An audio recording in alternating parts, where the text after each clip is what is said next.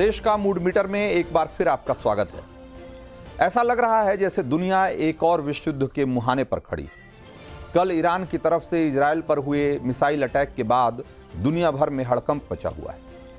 Israel Iran को missile हमले का अंजाम जल्द भुगतने की चेतावनी दे चुका है, तो अब ईरान खुलकर धमकी देने पर उतर आया है। बाकायदा उसने हिट लिस्ट जारी कर दी है, जिसमें इजरायल के पीएम नेतन्याहू समेत 11 लोगों के नाम हैं।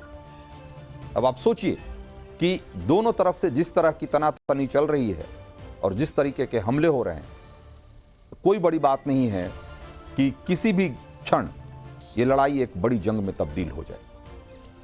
और इसके बाद दुनिया दो खेमों में साफ साफ बढ़ती हुई भी दिखाई दे रही है। एक खेमा ऐसा है जो इजरायल की सेल्फ डिफेंस के अधिकार का समर्थक है, जो मानता है कि मिडिल ईस्ट के एक छोटा सा देश कट्टरपंथी इस्लामिक जिहाद का टारगेट बन गया है और उसके लिए इजरायल की लड़ाई एक अस्तित्व की लड़ाई, उसके वजूद की लड़ाई। जबकि एक दूसरा खेमा है जो ये मानता है कि इजरायल ने फ़लस्तीन पर जबरन कब्जा किया हुआ और हमास, हिजबुल्लाह और हाउथी जैसे आतंकी संगठन असल में इजरायल के दमन के खिलाफ लड़ रहे हैं। इजरायल के पक्ष में दुनिया की कई बड़ी ताकतें आज खड़ी। अमेरिका ने ईरान को साफ साफ शब्दों में कहा है कि अगर उसने हमले नहीं रोके या इसी तरीके से वो मिसाइल अटैक करता रहा तो इसके गंभीर परिणाम उसे भुगतने पड़ेंगे। इंग्लैंड, फ्रांस और यूरोपियन यूनियन ने भी ईरान को चेतावनी दी। जाहिर है, इजरायल ईरान के बीच युद्ध छिड़ता है तो एक पूरी दुनिया के लिए एक बड़ा खतरा साबित हो सकता है। एक देश के तौर पर इस जंग को लेकर हिंदुस्तान तटस्थ है, लेकिन हिंदुस्तान के लोग भी बाकी दुनिया की तरह दो खेमों में बटे हुए दिखाई देते हैं। जैसे हिजबुल्लाह के मुखिया नसरल्लाह के मारे जाने पर हिंदुस्तान में कई लोग मातम मना रहे हैं, उसी तरीके से कल ईरान के हमले के बाद हिंदुस्तान में कई लोग जश्न मनाने में जुटे हुए देखे गए। इजरायल और ईरान के बीच जंग पर बहुत सारे हिंदुस्तानियों की राय आपको एक बार की चौंका देती। जैसे आतंकी संगठन हिजबुल्लाह के मुखिया नसरल्लाह के मारे जाने पर जो लोग मातम मना रहे हैं, उनमें से ज्यादातर लोग दुनिया के नक्शे पर लेबनान की पहचान नहीं कर सकते। अगर उनके सामने ग्लोब रख दिया जाए तो वो बता नहीं पाएंगे कि इसमें लेबनान कहां है। उनमें से ज्यादातर लोगों ने इससे पहले नसरल्लाह का नाम भी नहीं सुना होगा, और मैं दावे के साथ कह सकता हूं कि उनकी तस्वीर भी वो नहीं पहचानते होंगे आज से पहले। लेकिन सड़क पर मोमबत्ती लेकर उतरने के लिए उनके लिए इतना ही जानना काफी है कि वो भी वही मुसलमान है जो नसरल्लाह था। वरना लेबनान के एक आतंकी संगठन के चीफ के मारे जाने पर हिंदुस्तान के मुसलमानों को मातम क्यों मनाना चाहिए? अब ईरान ने इजरायल पर मिसाइल अटैक कर दिया, इस बात से यहां लोग खुशी के मारे मरे जा रहे हैं कई लोग, जबकि हकीकत यह है कि ईरान का समर्थन करना आज की तारीख में वैसा ही है जैसे आतंकवाद के मसले पर पाकिस्तान का समर्थन करना।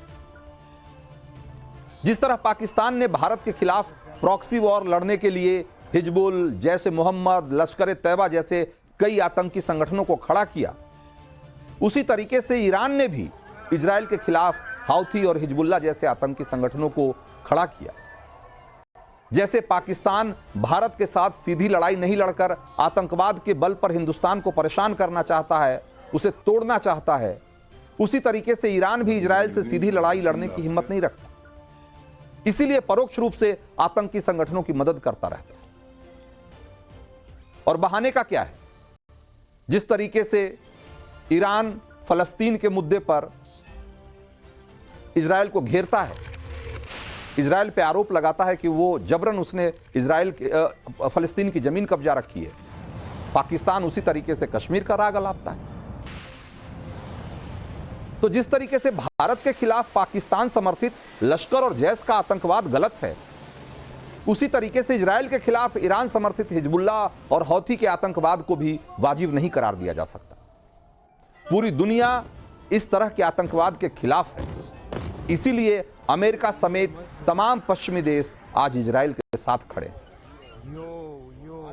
मजेदार बात यह भी है कि जो लोग हमास, हिजबुल्लाह और हौथी आतंकियों की कार्रवाई पर अक्सर चालाकी से चुप रह जाते हैं, इजराइल की कार्रवाई पर मानवाधिकार से लेकर युद्ध अपराध जैसी तमाम दलीलें आपको देते हुए मिल जाएंगे। जबकि हकीकत तो यह है कि इजराइल जिन लोगों के खिलाफ लड़ रहा है वो दुनिया के किसी भी कानून से बंधे हुए नहीं। कोई अंतर्राष्ट्रीय राष्ट्रीय कानून उनका कुछ नहीं बिगाड़ सकता और वो किसी की परवाह नहीं करते। वो आतंकवादी हैं और वो आतंक के बल पर पूरी दुनिया पर फतह करने का मंसूबा पाले बैठे। इजराइल के हमले में बड़ी संख्या में सिविलियन कैजुअल्टी हो रही है, जो कि वाकई एक चिंता की बात है। लेकिन सच का एक दूसरा पहलू यह भी है कि हमास और हिजबुल्लाह जैसे आतंकियों के लिए भी आम लोगों की जान की कोई कीमत नहीं। उन्होंने जानबूझकर अपने ठिकाने इस तरीके से बनाए हैं ताकि कोलैटरल डैमेज यानी कि सिविलियन के मारे जाने के डर से उनके खिलाफ कोई बड़ी सैनिक कार्रवाई नहीं की जा सके। उन्होंने गाजा से लेकर लेबनान तक हर जगह आम नागरिकों को ढाल की तरह इस्तेमाल किया है। ऐसे में इजराइल क्या किसी भी देश की सेना के खिलाफ या के पास क्या विकल्प होगा बताइए आप? या तो आतंकियों के खिलाफ कार्रवाई ना करे या फिर आतंक का फन कुचलने के लिए किसी भी हद तक चला जाए। उसका अंजाम चाहे जो कुछ भी हो। इजराइल ने दूसरा विकल्प चुना और मैं कहता हूं कि दुनिया के हर सभ्य और लोकतांत्रिक देश को यह चुनाव करना पड़ेगा कि आतंक के खिलाफ वैश्विक लड़ाई में वो किसके पक्ष में है। तो देश का मूड मीटर में आज इतना ही और हमारे साथ